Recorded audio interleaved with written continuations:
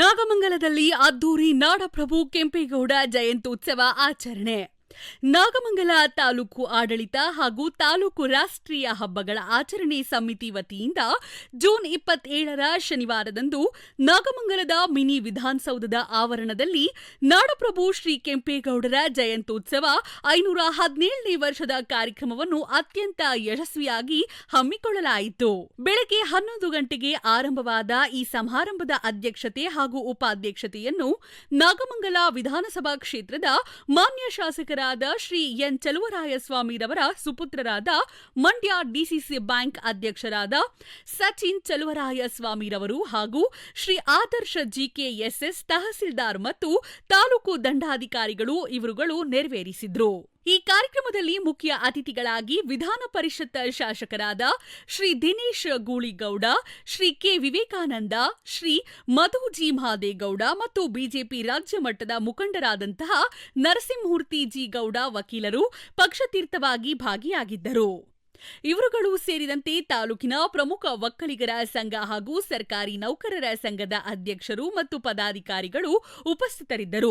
ಸಚಿನ್ ಚಲುವರಾಯಸ್ವಾಮಿ ಅಧ್ಯಕ್ಷರು Mandya DCC bank ಇವರು ಕಾರ್ಯಕ್ರಮವನ್ನು ಉದ್ಘಾಟಿಸಿ ನಾಡಪ್ರಭು ಕೆಂಪೇಗೌಡರ ಸಾಧನೆ ಹಾಗೂ ಇತಿಹಾಸದ ಕುರಿತು ಸಾರ್ವಜನಿಕರಿಗೆ ತಿಳಿಸಿಕೊಟ್ರು.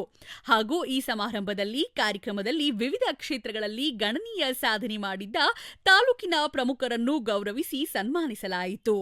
ಯುಪಿಎಸ್ಸಿ ಸಾಧಕರಾದ ಶ್ರೀ ಆರ್ ಧನಂಜಯ್, ಮಕ್ಕಳ ತಜ್ಞರಾದ ಡಾಕ್ಟರ್ ಬಿಸಿ ಆದಿತ್ಯಕುಮಾರ್, ಯಕ್ಷಗಾನ ಕಲಾವಿದರಾದ ಶ್ರೀ ಶ್ರೀಧರ್ ಬಿಕೆ, ಯುವರ ಐತ ಪ್ರಶಸ್ತಿ ವಿಜೇತರಾದ ಪರಮೇಶ್, ನಿವೃತ್ತ ಶಿಕ್ಷಕರಾದ ಶ್ರೀ ಎಂಎಸ್ ರಾಮಸ್ವಾಮಿ ಗೌಡ ಮತ್ತು ಕೈಗಾರಿಕಾ ರಂಗದ ನಿರ್ದೇಶಕರಾದ ಶ್ರೀ ಡಿಸಿ ಜಗದೀಶ್ ರವರುಗಳನ್ನು ಈ ಸಂದರ್ಭದಲ್ಲಿ ಸನ್ಮಾನಿಸಿ ಗೌರವಿಸಲಾಯಿತು.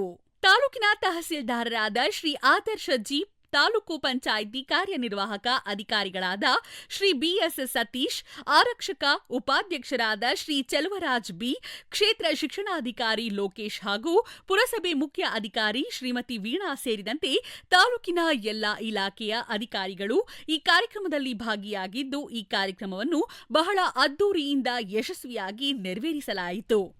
ವರದಿ ರಾಜೇಶ್ ವಿಆರ್ ನ್ಯೂಸ್. ಕನ್ಸಿಸ್ಟೆನ್ಸಿ ಅನ್ನೋದು ನಮ್ಮ ಲೈಫಲ್ಲಿ ನಾವು ಯಾವಾಗ ಇರಿಸ್ಕೊತೀವಿ ಡಿಸಿಪ್ಲಿನ್ ಜೊತೆಗೆ ಅದೆಲ್ಲ ಅದು ಸೇರಿದ್ರೆ ಸಾಧನೆ ಆಗೋದು. ಒಂದು ದಿನ ನಾವು ಏನೋ ಅಚೀವ್ ಮಾಡಬೇಕು ಅಂತ ಯೋಚನೆ ಮಾಡಿದಾಗ ಒಂದಿನ ಕೆಲಸ ಮಾಡೋದಾಗಲ್ಲ. ಪ್ರತಿದಿನ ಅದ್ರ ಕಡೆ ನಮ್ಮ ಆಲೋಚನೆ ಇರಬೇಕು, ಅದ್ರ ಕಡೆ ನಮ್ಮ ಪ್ರಯತ್ನ ಇರಬೇಕು. ನಮ್ಮ ಸಫಲತೆ ಅಥವಾ ವಿಫಲತೆ ಬಗ್ಗೆ ಆಲೋಚಿಸಿ ಅದನ್ನ ತಿದ್ಕೊಂಡು ಮುಂದಕ್ಕೆ ಹೋಗೋದ್ರ ಬಗ್ಗೆ ಯಾವಾಗಲೂ ನಾವು ಹೋಗ್ತಿದ್ರೆ ನಮ್ಮ ಲೈಫಲ್ಲಿ ಯಾವಾಗಲೂ ಒಂದು ಅಚೀವ್ಮೆಂಟ್ ಕಡೆ ನಾವು ಹೋಗ್ತೀವಿ, ಅದನ್ನ ಮಾಡ್ಬೋದು ಅಂತ ಹೇಳಕ್ ಇಷ್ಟಪಡ್ತೀನಿ.